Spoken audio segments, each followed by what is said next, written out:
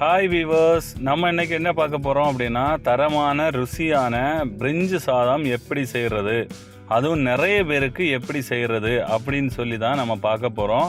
அதுக்கு முதல்ல பெரிய வட்டையில் எண்ணெய் விட்டுருக்கோம். எண்ணெய் இப்போ வத்தல் போட்டிருக்கோம். தேவையான தக்காளி கட் பண்ணி வச்சுருக்கோம். உருளைக்கிழங்கு கட் பண்ணி வச்சுருக்கோம். அப்புறம் கேரட்டு பொடி பொடியாக நறுக்கி வச்சுருக்கோம். இப்போ இந்த வத்தல் இதாகிடுச்சு, அதனால் கடுகு போட்டிருக்கோம், பச்சை மிளகு, அப்புறம் அரிசி, தேவையான இஞ்சி பூண்டு எல்லாமே எடுத்துருக்கோம். இப்போ புதினா போட்டிருக்கோம். புதினா போட்டு வெங்காயத்தை வட்டையில் தட்டி நல்லா அழகாக இது பண்ணணும். அப்புறம் சோம்பு, இது வந்து இறைச்சி மசாலான்னு சொல்லுவாங்க. அப்புறம் இந்த பட்டாணி ஆல்ரெடி நேரமே ஊற வச்சுருக்கோம். பட்டாணி நல்லா ஊறி இருக்குது, காலையிலே ஊற வச்சது, சாயங்காலம் தான் இப்போ செய்கிறோம். அப்புறம் இதை கொஞ்சம் இது பண்ணி விடுவோம். இது வந்து சோயா மீன் மேக்கர்னு சொல்லுவாங்க. இதை வந்து சுடு தண்ணியில் முக்கி வச்சுருக்கோம். இப்போ வேறொரு வட்டையில் நம்ம என்ன பண்ணுறோம் அப்படின்னா, இந்த பட்டாணியை தனியாக வேக வைக்கணும். இந்த பட்டாணி கொஞ்சம் நல்லா வேகணும் இல்லையா, அதுக்காக. அப்புறம் இப்போ தக்காளி தட்டி கொடுத்து வதக்குறோம். தக்காளி ரெடி ஆகணும். தக்காளி ரெடி ஆகட்டும். ரெடி ஆகிற வரைக்கும் கிண்டி கொடுங்க.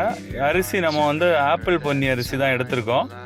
பொன்னி அரிசி நல்லா சூப்பராக உடனே வேகும். அதுக்காக இஞ்சி பூண்டை வந்து பேஸ்ட் பண்ணியிருக்கோம். நல்லா அழகாக பேஸ்ட் பண்ணி வச்சுருங்க. பேஸ்ட் பண்ணி அதில் கொடுத்துருங்க. கடலை ஆல்மோஸ்ட்டு வெந்துடுச்சு, கொதித்து நல்லா வெந்துட்டுருக்கு. இப்போ அந்த எல்லாம் ரெடி ஆகட்டும். அதுக்குள்ளே நம்ம அடுத்த பொருள் பார்க்கலாம். பீன்ஸ் நல்லா அழகாக கட் பண்ணி வச்சுருக்கோம். பீன்ஸை இப்போ நம்ம இதில் கொடுக்கணும். பீன்ஸை நம்ம தட்டி கொடுத்துட்டோம். பாருங்கள், நல்ல ஒரு தக்காளி, அந்த வெங்காயம் அதெல்லாம் இதாகி நல்லா வந்திருக்கு. இப்போ கேரட்டு அடுத்தது கொடுக்குறோம். ஒரு பொருளாக உருளைக்கிழங்கு கொடுக்குறோம். எல்லாமே அதில் மிக்ஸ் பண்ணி கொடுத்துக்கோங்க. நம்ம வந்து ஏன் வந்து சோயா பார்த்திங்கன்னா, சோயாவும் நல்லா கிளியர் ஆகிட்டு இப்போ நம்ம நல்லா கிண்டி எல்லாமே எல்லா காய்கறியும் நல்லா வேகிற மாதிரி டைம் கொடுக்கணும். கொஞ்சம் கொதித்து நல்லா வேகட்டும். இப்போ நம்ம வந்து பார்த்திங்கன்னா கொஞ்சம் கருவேப்பிலை, அந்த இது மல்லி இலை கட் பண்ணி வச்சுருக்கோம். அது லாஸ்ட்டில் தான் நமக்கு தேவை. அதுக்கு முன்னாடி கொஞ்சம் தேவையான அளவு உப்பு முதல்ல கொடுக்கணும். அப்போ தான் இந்த காய்கறியில் உப்பு பிடிச்சி நல்லா கொதித்து வேகும். இப்போ நம்ம இதுக்கு வந்து பார்த்திங்கன்னா நல்லா கொதித்து வெந்துட்டுருக்கு. அந்த ஆவியில் நமக்கு வீடியோ நல்லா தெரியலை.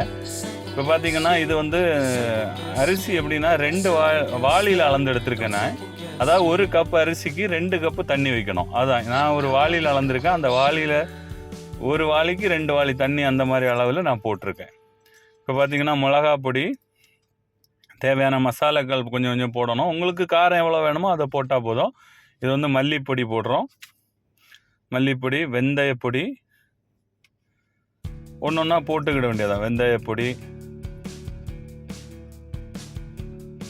வெந்தயப்பொடியும் நம்ம தேவைக்கு போட்டால் போதும். இப்போ வந்து பார்த்திங்கன்னா கறி மசாலா வந்து போட்டால் கொஞ்சம் டேஸ்ட்டு கிடைக்கும். அதுக்காக ஜீரக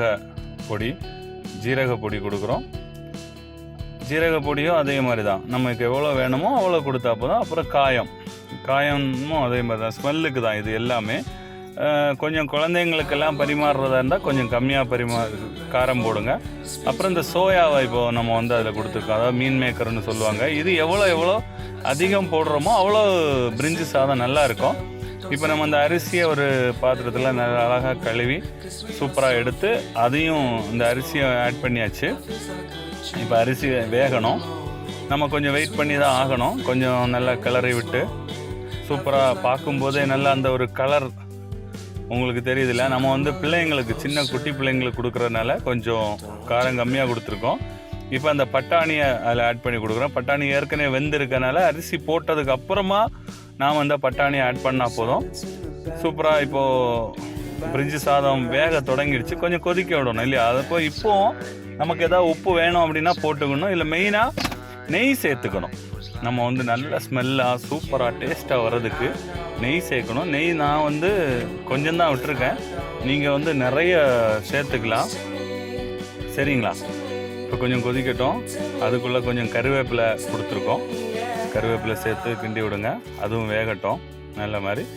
இது மாதிரி யூஸ்ஃபுல்லான வீடியோஸ் எல்லாம் பார்க்குறதுக்கு நம்ம மிர்த்திகர்சி சேனலை நீங்கள் வந்து சப்ஸ்கிரைப் பண்ணுங்கள், உங்கள் ஃப்ரெண்ட்ஸுக்கெல்லாம் ரெஃபர் பண்ணுங்கள். எங்களுக்கு யாரும் ஆக்ட் பண்ணுறதுக்கெல்லாம் யாரும் இல்லை, எங்கள் பிள்ளைங்க தான், மிர்த்திகர்ஷி தான் உண்டு.